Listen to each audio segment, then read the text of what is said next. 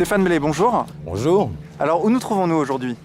On se trouve là sur ce monument, enfin à côté de ce monument des droits de l'homme et du citoyen que je découvre en même temps que vous. Enfin, on m'en avait parlé, c'est pour ça qu'on est là d'ailleurs, et je ne suis pas déçu parce que je vois qu'on a, on a partout des symboles maçonniques. On pouvait s'attendre à ce qu'il y en ait quelques-uns, mais en fait il n'y a vraiment que ça, et pas seulement. Donc on voit, là par exemple, c'est le fameux triangle maçonnique avec l'œil qui voit tout, hein, l'œil d'Horus en fait. C'est juste un exemple, il y en a des centaines ici. Voilà, donc c'est le fameux, alors certains mettent un G à l'intérieur, c'est ce qu'on appelle le delta lumineux en maçonnerie. Donc alors pour certains, ça représente le grand architecte de l'univers. Mais enfin bref, c'est l'œil qui voit tout, c'est l'œil qui te surveille. Bon voilà, donc on a des symboles maçonniques partout, on a tous les symboles maçonniques, l'équerre, le compas, le levier, le fil à plomb, là par exemple, voilà. On a ici, alors là c'est quand même intéressant, quand on regarde, je ne sais pas si on va voir ou pas, mais quand on regarde ça d'un petit peu loin, on voit quoi? On voit une étoile flamboyante vers le bas, c'est-à-dire en gros le bouc de Mendès, Lucifer, enfin bon bref. Et quand on regarde de plus près, on voit qu'on a un compas et une équerre, mais qui sont tournés de telle manière à ressembler justement au pentagramme inversé. Bon, en fait, pour expliquer clairement, l'équerre dont je disais tout à l'heure qui symbolise la terre, pour les apprentis, le compas qui symbolise l'esprit est placé de cette manière et l'équerre est placé au-dessus. Ça veut dire qu'ils ont encore des progrès à faire. Quand ils deviennent compagnons, une des branches du compas passe par-dessus l'équerre, ce qui veut dire qu'ils sont en progrès dans la spiritualité. Et une fois devenus maîtres, les deux branches du compas passent par-dessus l'équerre et donc ça y est, le maître domine la matière, etc., etc. Sauf que après, dans le plus haut degré, les choses s'inversent et on voit l'équerre qui passe au-dessus, le compas en dessous, et on voit ça sur certains tabliers des hauts grades. Et, voilà. Et là, on trouve effectivement avec ce symbole-là, l'équerre et le compas qui sont placés dans une position qu'on ne voit jamais ailleurs, complètement de travers, et qui donne un pentagramme inversé, ce que certains appellent pentagramme luciférien, mais c'est pas ça, mais c'est plutôt, pour le coup, simplement l'esprit au service de la matière et non plus l'esprit qui domine la matière. Voilà. Bon, mais il y a plein d'autres choses, il y a énormément de choses en hébreu.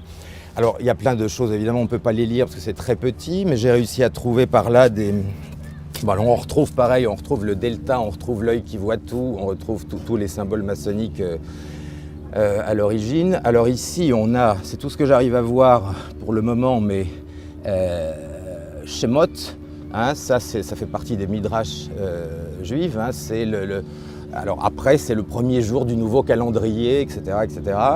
Donc voilà, beaucoup d'hébreu, beaucoup de symboles, tous les symboles maçonniques qui passent.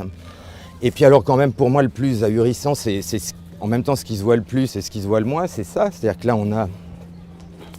Alors à première vue, on voit évidemment les 3 points maçonniques, ça tout le monde connaît à peu près maintenant, c'est comme ça que tous les maçons signent, hein, le triangle avec les trois points.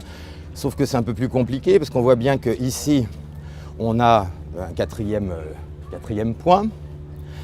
Et en fait, si on relie ces 2 points, on a le fameux symbole hermétique, tout ce qui est en bas est comme ce qui est en haut, et tout ce qui est en haut est comme ce qui est en bas. Donc un triangle inversé, c'est ça ? Voilà, le triangle inversé qui forme, c'est-à-dire là on a ce triangle-là, plus ça. Alors s'il n'y avait pas ça, on pourrait se dire, bon ok, c'est simplement un symbole maçonnique, mais alors pourquoi ça et pourquoi est-il fermé ?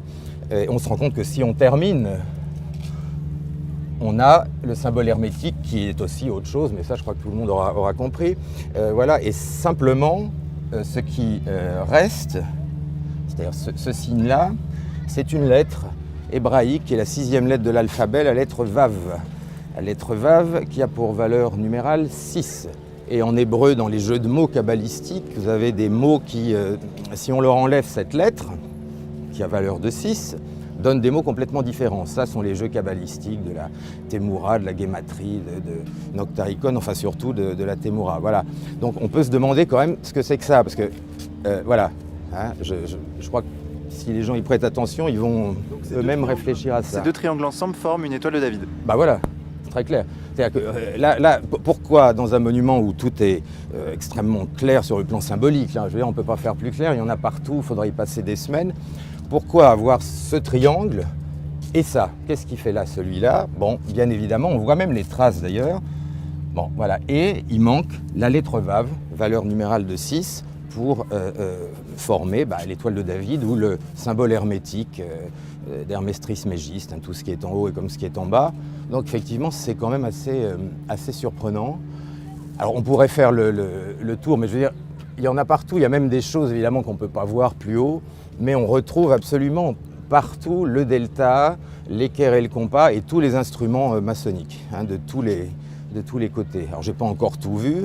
Et Stéphane Blais, pourquoi y a-t-il des inscriptions en hébreu sur ce monument dédié aux droits de l'homme?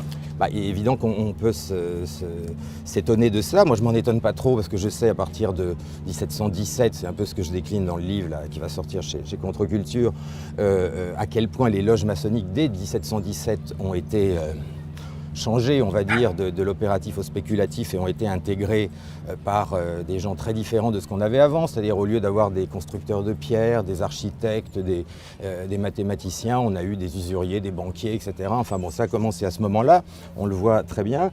Bon, en tout cas là, on a quand même des extraits de Midrash sur ce monument, ce qui est quand même étonnant. Moi, je disais, comme tout le reste étant petit, je vois pas la suite, mais ça c'est pas compliqué. J'ai dit, voilà, Shemot. Et en hébreu. Donc, alors je vais aller regarder ce soir justement dans ces livres quand même, je ne regarde pas tous les jours, mais voilà, parce que le reste on n'arrive pas à le lire. Mais c'est censé décliner normalement, si je me souviens bien, et je crois que je me souviens bien, le premier jour d'un nouveau calendrier, c'est-à-dire ça sera le début d'une nouvelle ère. Voilà. Mais c'est pour les Hébreux normalement, mais enfin là on le retrouve ici. D'ailleurs derrière, de l'autre côté, j'ai vu tout à l'heure, il y a d'autres choses hébraïques, il y a même une représentation de ce qui semble être le temple de Salomon, très clairement. Je vois même un Adam Kadmon, je vois aussi une représentation du Sohar, de l'homme barbu, du Shem Amphorash. Enfin, ça c'est un peu compliqué, mais c'est vraiment typiquement de la mystique juive kabbalistique. Voilà, donc c'est assez surprenant. Tiens, je te parlais de la lettre Vav tout à l'heure qui manquait au second triangle. Là, alors, qu'est-ce qu'ils ont voulu dire? Je ne sais pas, mais tu as la lettre Vav à droite et à gauche, tu l'as à l'envers, la 6e lettre de l'alphabet hébreu. Je dis ça, c'est intéressant parce que c'est difficile à trouver. Tu feras un gros plan après. Voilà, encore le triangle maçonnique avec l'œil d'Horus à l'intérieur. Et là, avant la devise liberté, égalité, fraternité, il y avait une autre devise, on connaît ça dans la franc-maçonnerie, mais on ne le voit jamais, qui était liberté, raison, égalité. Et là, on le trouve ici tel quel. Il n'y avait pas de fraternité encore, c'était plus discret. Et là, on le trouve avec, encore une fois, l'œil d'Horus à l'intérieur.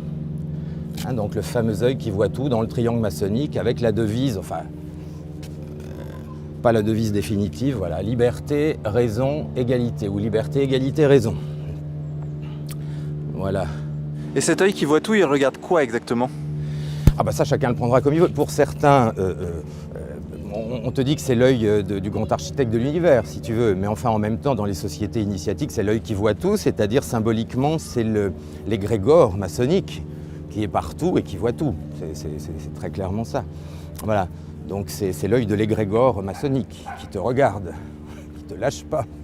Voilà, on a les droits de l'homme, on a la Constitution en dessous, on a l'œil maçonnique au-dessus, l'instrument maçonnique du fil à plomb qui représente l'équilibre. Voilà, alors certains diront la justice, mais enfin ça c'est bien le fil à plomb. Et puis on a, on a les droits de l'homme. Mais la présence de l'œil qui voit tout est quand même symptomatique, je pense, entre autres. Là, tu as à nouveau la Déclaration des droits de l'homme et du citoyen, et en dessous, regarde, tu as, si tu peux faire un gros plan, tu verras, tu as tous les outils maçonniques qui sont là, le compas, l'équerre et tout le reste. Tous les instruments maçonniques sont posés au pied de la colonne. Ah voilà, alors là, voilà, pareil, tu retrouves absolument partout. Tu vois, ça c'est omniprésent. Voilà, le fameux delta lumineux des francs-maçons qui est rigoureusement partout. À chaque fois que tu vois La Constitution des droits de l'homme, tu la retrouves. Pour les gens qui s'intéressent vraiment, qui veulent connaître les symboles maçonniques, au lieu d'aller perdre leur temps dans la journée du patrimoine au Grand Orient de France ou à la Grande Loge de France, ils peuvent venir ici, ils les ont tous. Hein. Donc là, ils sont tranquilles, il suffit de les trouver, parce que c'est quand même pas difficile. À 2 pas de la Tour Eiffel. À 2 pas de la Tour Eiffel, l'équerre, le compas, le delta lumineux, le fil à plomb, enfin tous les outils, ce qu'on appelle les outils symboliques maçonniques, sont là. Et alors vraiment, c'est difficile de ne pas les trouver, hein. Voilà, une fois qu'on le sait.